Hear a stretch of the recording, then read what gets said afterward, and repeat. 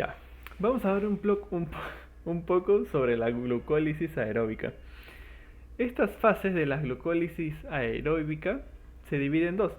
Una fase preparatoria, en donde ocurren 5 reacciones, y otra fase de liberación, en donde ocurren otras 5 reacciones. En donde se va a pasar desde la glucosa hasta el piruvato. Ahora, en general lo que debemos saber es que en la fase preparatoria se van a consumir 2 ATPs. Y en la fase de liberación se van a crear 4 ATPs y 2 moléculas de NAD reducido. Ahora, vamos a explicar paso a paso cómo la glucosa va a pasar por un conjunto de reacciones hasta convertirse en piruvato.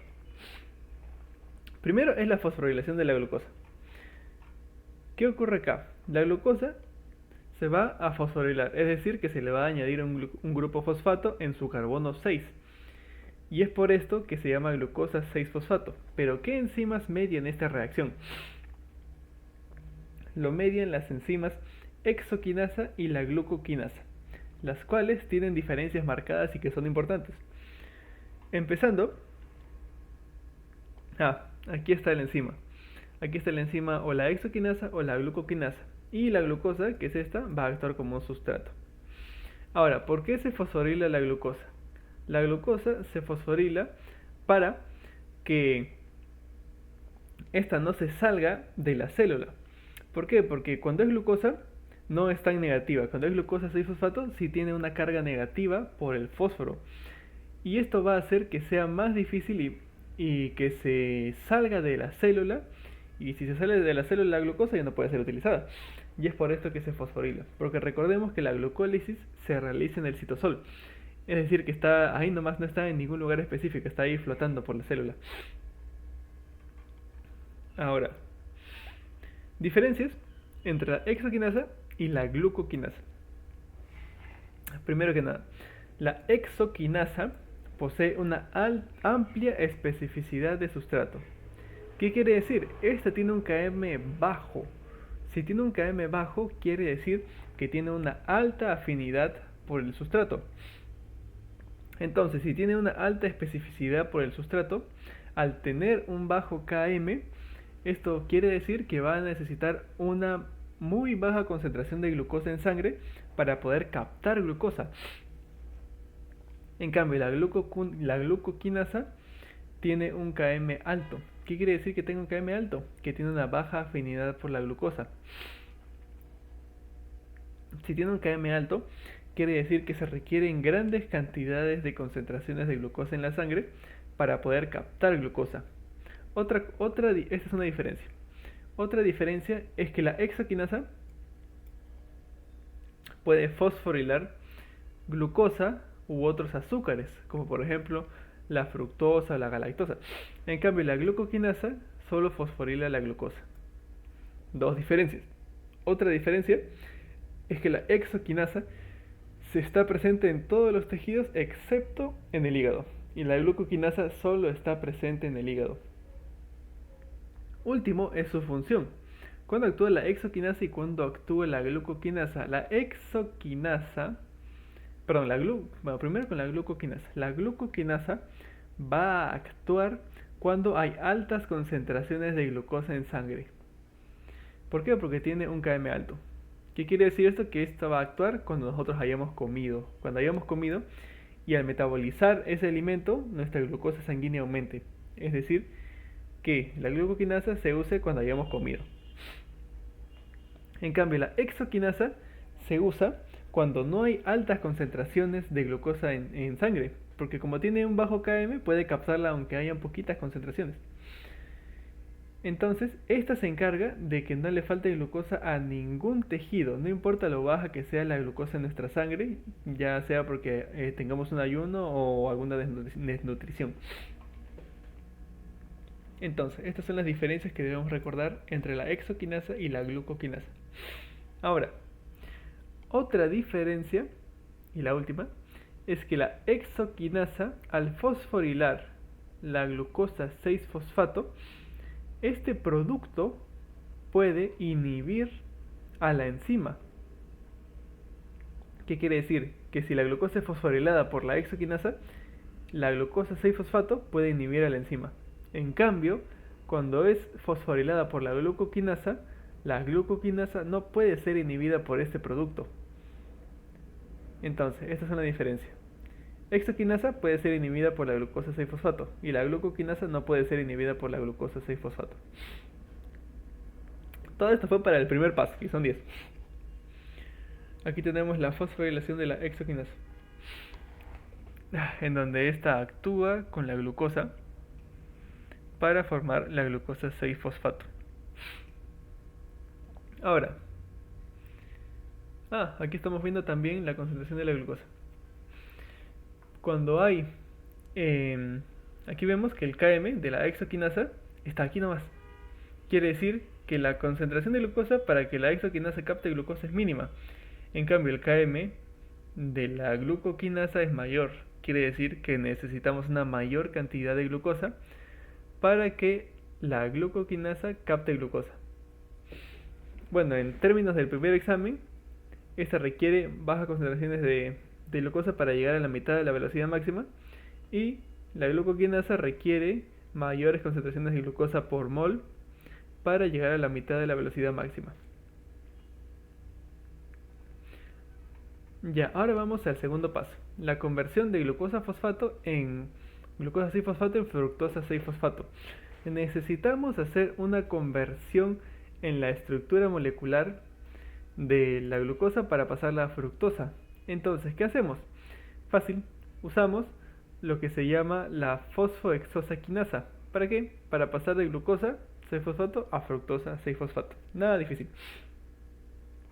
Ahora, acá, en la fosforilación de fructosa 6-fosfato a fructosa 1,6-difosfato, aquí ya se está usando el segundo ATP.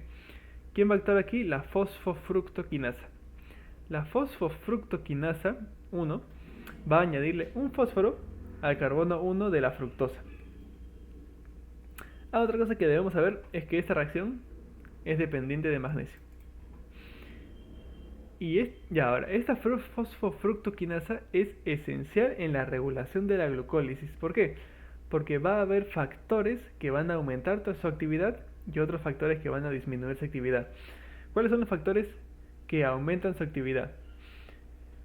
Generalmente, en términos generales, la acción de la fosfofructoquinasa aumenta cuando hay menores cantidades de energía en la célula y su acción disminuye cuando hay grandes cantidades de energía en la célula. ¿Cuáles son los moduladores positivos y negativos para la enzima? Moduladores positivos que van a aumentar su actividad cuando hay cuando hay altas cantidades de ADP, así como también hay altas cantidades de AMP y por último hay altas cantidades de fructosa 2,6-difosfato. Ahora, moduladores negativos, quiere decir los moduladores que van a hacer que esta enzima disminuya su actividad, son un alto grado de ATP.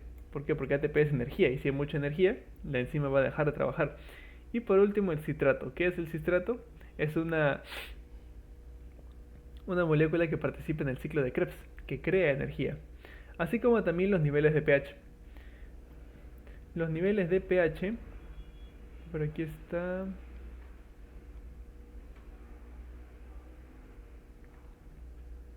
No lo encuentro.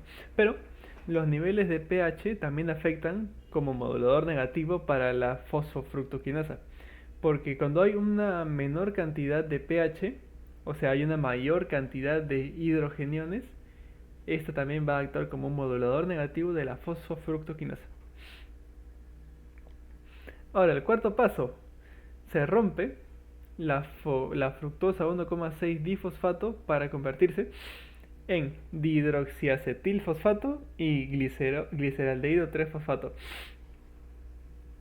Esto es mediado por una enzima que se llama aldolasa. La aldolasa va a romper esa fructosa 1,6-difosfato que tiene 6 carbonos en 2 moléculas de 3 carbonos, que son la dihidroxiacetilfosfato y la gliceraldehído 3-fosfato. Ahora, lo que necesitamos de estos dos productos es el gliceraldehído 3-fosfato, Esto no nos sirve para esta reacción. Entonces, ¿qué pasa? Que el dihidroxiacetilfosfato va a pasar a convertirse en gliceraldehído 3-fosfato. Esto por la acción de la enzima triosa fosfato isomerasa, que está acá. La triosa fosfato isomerasa es la enzima que va a mediar la conversión de la dihidroxiacetona fosfato a gliceraldehído 3-fosfato. Entonces, por cada glucosa, estamos sacando 2 moléculas de gliceraldehído 3-fosfato.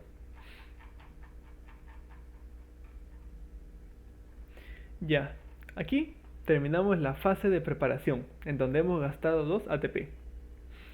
Y ahora vamos a la fase de liberación, en donde el primer paso es la oxidación del gliceraldehído 3-fosfato. ¿Qué va a pasar? Se le va a añadir un fosfato, un grupo fosfato, ¿a dónde?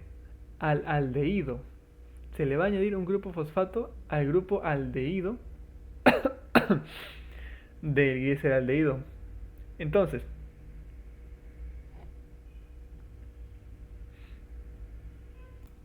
me confundí. Se le añade el fosfato al grupo carbonilo, y cuando se le añade este fosfato a este grupo carbonilo, se va a oxidar y va a formar un grupo carboxilo, y ya no va a ser gliceraldehído, va a ser glicerato. Entonces, cuando ha pasado esta reacción de oxidación, se han liberado electrones. Estos electrones, que han sido liberados a la hora de ponerle el fosfato al grupo carbonilo y convertirlo en carboxilo, va a llegar a un NAT y se va a reducir. ¿Qué quiere decir? Que va a agarrar los electrones que se habían caído por ahí. ¿Y qué se forma? El 1,3 bifosfoglicerato. Esta reacción es mediada por la enzima gliceraldehído 3-fosfato de deshidrogenasa. Ahora, este grupo carboxilo va a tener un fósforo, un grupo fosfato con una gran cantidad de energía. Específicamente aquí dice 49,3 kilojoules cuando se hace la hidrólisis. ¿Qué va a suceder? Tiene alta energía, entonces va a venir un ADP. Va a venir un ADP. Ya está. Va a venir un ADP. Y este fosfato, que contenía mucha energía de este 1,3 bifosfoglicerato, se va a unir al ADP. ¿Qué enzima está mediando esta reacción? La fosfoglicerato quinasa. Entonces, va a pasar a convertirse un ATP. Y el 1,3 bifosfoglicerato va a pasar a ser solamente 3 fosfoglicerato. Ahora, este 3-fosfoglicerato, para poder seguir con sus reacciones enzimáticas, tiene que pasar de 3-fosfoglicerato a 2-fosfoglicerato. Es decir, que el fósforo, el grupo fosfato, tiene que pasar del carbono 3 al carbono 2. ¿Quién media esta reacción? La fosfoglicerato mutasa. ¿Qué va a hacer? Simplemente va a cambiar el fósforo del carbono 3 al carbono 2. Ahora, deshidratación de el 2-fosfoglicerato al fosfoenol piruvato. Esta reacción es catalizada por la enolasa, la cual va a deshidratar al 2-fosfoglicerato. ¿Para qué? Para que se forme el fosfoenol piruvato, y este fosfoenol piruvato va a volver a tener un grupo fosfato que está muy cargado. Entonces, ¿qué va a pasar? Va a venir un ADP, va a agarrar este grupo fosfato cargado y se va a convertir en ATP. Y se va a quedar no solamente el piruvato. Y esta reacción es mediada por la piruvato quinasa. Ahora, aquí habían más cosas sobre el gliceraldehído 3-fosfato. Como por ejemplo, esta serie de reacciones.